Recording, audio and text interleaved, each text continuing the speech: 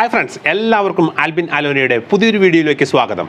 ഇന്നത്തെ വീഡിയോയിൽ ഞാൻ നിങ്ങൾക്ക് പരിചയപ്പെടുത്തി തരുന്നത് കാണുമ്പോൾ നല്ല ഭംഗിയുള്ളതും ഒട്ടനവധി വൈറ്റമിൻസ് കൊണ്ട് നിറഞ്ഞതും സവിശേഷകരമായ രുചിയുമുള്ള ടർക്കി കോഴികൾ.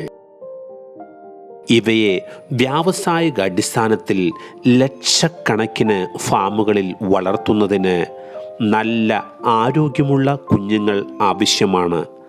സാധാരണ രീതിയിൽ ടർക്കി കുഞ്ഞുങ്ങളെ വിരിയിച്ച് എടുക്കുന്നത് ഏറ്റവും ആധുനിക രീതിയിലുള്ള ഇൻക്യുബുലേറ്റർ സംവിധാനങ്ങളിലൂടെയാണ്.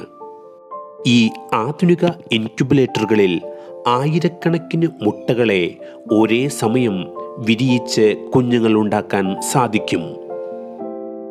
വിരിഞ്ഞ് വരുന്ന കുഞ്ഞുങ്ങൾ ഒരു നോട്ടത്തിൽ നമ്മുടെ നാട്ടിലെ കോഴിക്കുഞ്ഞുങ്ങളെ പോലെ തന്നെ തോന്നും.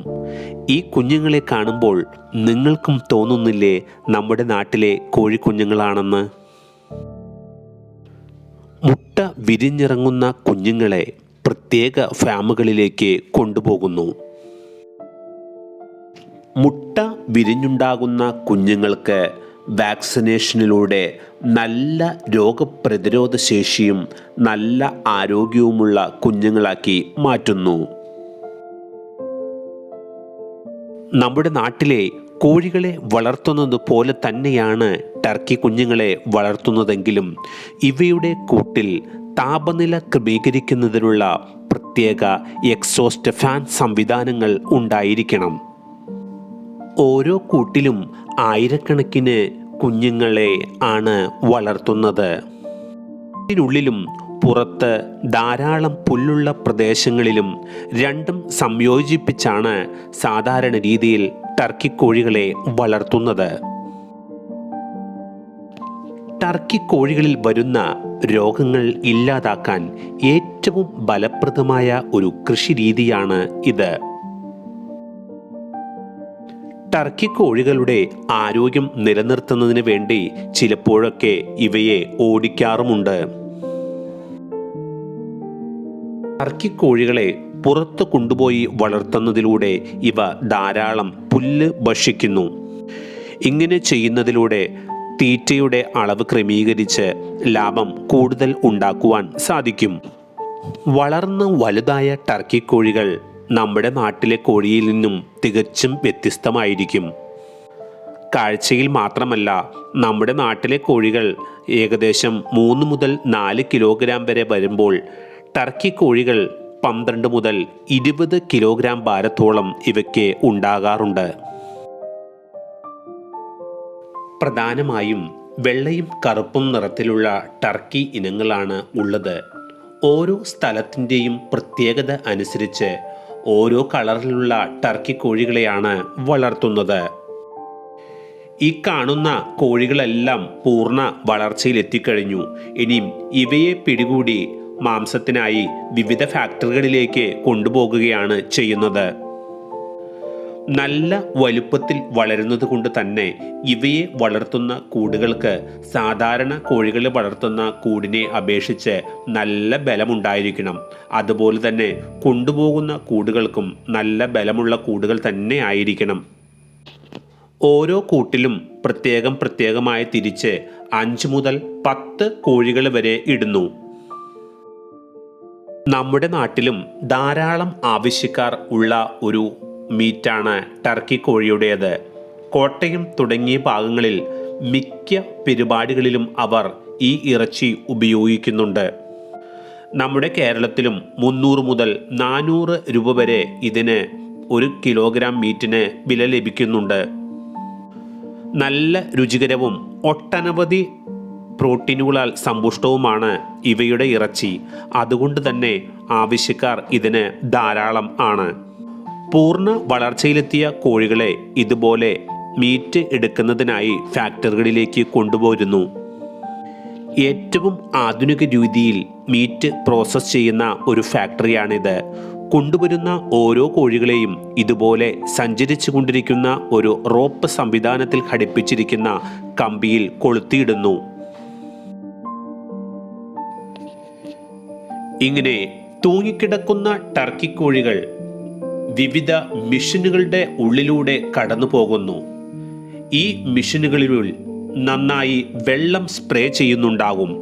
ഇങ്ങനെ കടന്നു പോകുന്ന ടർക്കി കോഴികൾ അതിൻ്റെ തൂമ്പലുകൾ എല്ലാം നീക്കം ചെയ്ത് വളരെ വൃത്തിയായി ക്ലീൻ ചെയ്ത് എടുക്കപ്പെടുന്നു. ഇപ്പോൾ കാണുന്ന ഈ കോഴികൾ മെഷീൻ്റെ ഉള്ളിലൂടെ കടന്ന് പുറത്തു വരുമ്പോൾ എത്രമാത്രം ക്ലീൻ ആയിട്ടുണ്ടെന്ന് നോക്കൂ. ഏറ്റവും നൂതനമായ ടെക്നോളജിയാണ് ഇവയെ ക്ലീൻ ചെയ്യുന്നതിന് ഉപയോഗിക്കുന്നത്. അതുകൊണ്ട് തന്നെ മിനിറ്റുകൾക്കുള്ളിൽ ആയിരക്കണക്കിന് കോഴികളെ ക്ലീൻ ചെയ്തെടുക്കുവാൻ ഈ മെഷീന് സാധിക്കും. ആരെയും അതിശയിപ്പിക്കുന്ന സാങ്കേതിക വിദ്യയാണ് ഇതിന് ഉപയോഗിക്കുന്നത്. ഇവ കടന്നു പോകുന്ന ഓരോ ഘട്ടത്തിലും ഇവയുടെ കാലുകളും ചിറകുകളും ആന്തരിക അവയവങ്ങളെല്ലാം മെഷീൻ ഉപയോഗിച്ചാണ് നീക്കം ചെയ്യപ്പെടുന്നത്. അതേസമയം തന്നെ അവയുടെ ഉള്ളിലും പുറത്തും എല്ലാം ശക്തിയേറിയ വെള്ളം സ്പ്രേ ചെയ്ത് വളരെ ക്ലീൻ ചെയ്ത് എടുക്കുകയും ചെയ്യുന്നു. കോഴികൾ ഇവിടെ എത്തുമ്പോൾ അവയുടെ കാൽമുട്ടുകൾ അതിൻ്റെ തൊലി മാത്രം കട്ട് ചെയ്യപ്പെടുന്നു.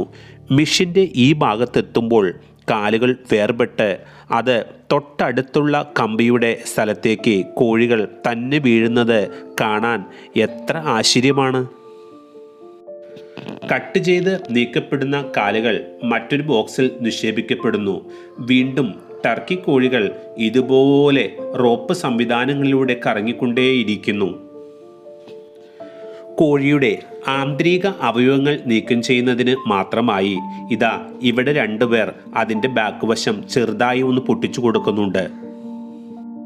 ഈ മെഷീനാണ് ഈ കോഴികളുടെ ഉള്ളിലെ ആന്തരിക അവയവങ്ങളെയെല്ലാം നീക്കം ചെയ്യപ്പെടുന്നത്.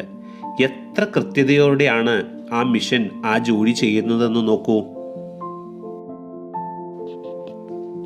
സഞ്ചരിച്ചുകൊണ്ടിരിക്കുന്ന കോഴികൾ ക്ലീൻ ചെയ്യപ്പെടുന്ന അവസരത്തിൽ പ്രത്യേകം വെള്ളം സ്പ്രേ ചെയ്ത് ഇവ നന്നായി ക്ലീൻ ചെയ്യുന്നുണ്ട്. ഫുള്ള് ഓട്ടോമാറ്റിക് സംവിധാനത്തിലാണ് ഈ മെഷീനറികളെല്ലാം പ്രവർത്തിക്കുന്നത്. അതുകൊണ്ട് തന്നെ നല്ല ഭംഗിയാണ് ഇതുപോലെ നിരനിരയായി കോഴികൾ സഞ്ചരിക്കുന്നതും അവ ഓരോ ഘട്ടത്തിലും വിവിധ മെഷീനുകളിലൂടെ സഞ്ചരിക്കുമ്പോൾ ക്ലീൻ ചെയ്ത് എടുക്കപ്പെടുന്നതും കാണാൻ തന്നെ. ഈ മെഷീനിലേക്ക് കടക്കുമ്പോൾ കോഴിയുടെ ഉള്ളിൽ നന്നായി വെള്ളം സ്പ്രേ ചെയ്ത് അതിനുള്ളിലെ മുഴുവൻ അഴുക്കുകളും നീക്കം ചെയ്യപ്പെടുന്നു. നമ്മുടെ നാട്ടിലൊക്കെ ഇതുപോലെ ആയിരക്കണക്കിന് കോഴികളെ ക്ലീൻ ചെയ്തെടുക്കുന്നതിന് വേണ്ടി എത്ര സമയം വേണ്ടി വരും അല്ലേ? ഇതുപോലുള്ള വലിയ ടർക്കി കോഴികളെ ക്ലീൻ ചെയ്ത് ഇറച്ചിയെടുക്കുന്നതിന് നമ്മുടെ നാട്ടിലൊക്കെ 20 മുതൽ 30 മിനിറ്റ് വരെ ആവശ്യമായി വന്നേക്കാം. അപ്പോൾ ആയിരക്കണക്കിന് കോഴികളെ ക്ലീൻ ചെയ്തെടുക്കുന്നതിന് നമ്മുടെ നാട്ടിൽ എത്രമാത്രം സമയം വേണ്ടിവരും? എന്നാൽ വിദേശ രാജ്യങ്ങളിലെ പുതിയ ടെക്നോളജിയുടെ ഫലമായി ആയിരക്കണക്കിന് കോഴികളെ മിനിറ്റുകൾ കൊണ്ടാണ് ഇവർ ക്ലീൻ ചെയ്ത് എടുക്കുന്നത്.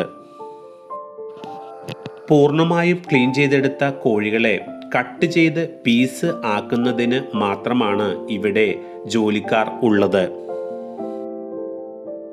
ഇങ്ങനെ പൂർണ്ണമായും ക്ലീൻ ചെയ്ത് വരുന്ന കോഴികളെ കസ്റ്റമറുടെ ആവശ്യാനുസരണം വിവിധ പീസുകളാക്കി തിരിച്ച് പാക്കറ്റുകളിൽ പാക്ക് ചെയ്ത് വിപണികളിലേക്ക് എത്തിക്കുന്നു. ഇങ്ങനെ തയ്യാറാക്കപ്പെടുന്ന ടർക്കി കോഴിയുടെ മീറ്റ് ഉപയോഗിച്ച് രുചികരമായ വിവിധ വിഭവങ്ങൾ റെസ്റ്റോറൻറ്റുകളും വീടുകളിലും തയ്യാറാക്കുന്നു.